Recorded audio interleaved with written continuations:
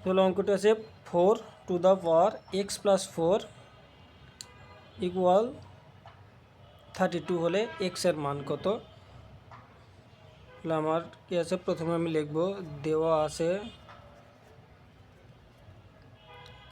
4 to the power x plus 4 equal 32। এখানে এই x এর ভ্যালু বের করতে হবে। তাহলে আমার এই 4কে কত ছোটো করা যায়, 4কে যেমন করা যায়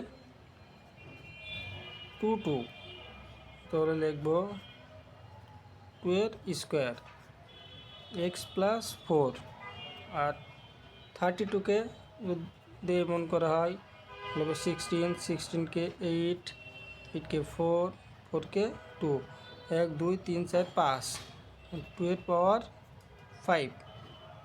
এবার আমরা জানি পাওয়ার সবসময় মাল্টিপল হবে। 2 এর সাথে এক্স গুণ করলে 2x প্লাস 2 এর সাথে 4 8, 2 টু দ্য পাওয়ার 5। এইবার খুব ইজিভাবে, যেমন আমরা এখানে আরেকটা সূত্র জানি, a to the power m সমান a to the power n যদি হয়, এই বেস বাদ হয়ে গিয়ে পাওয়ার 2টা থাকবে।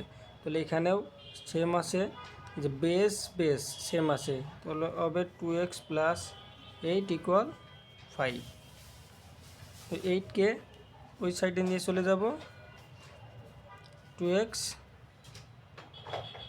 তাহলে আসবে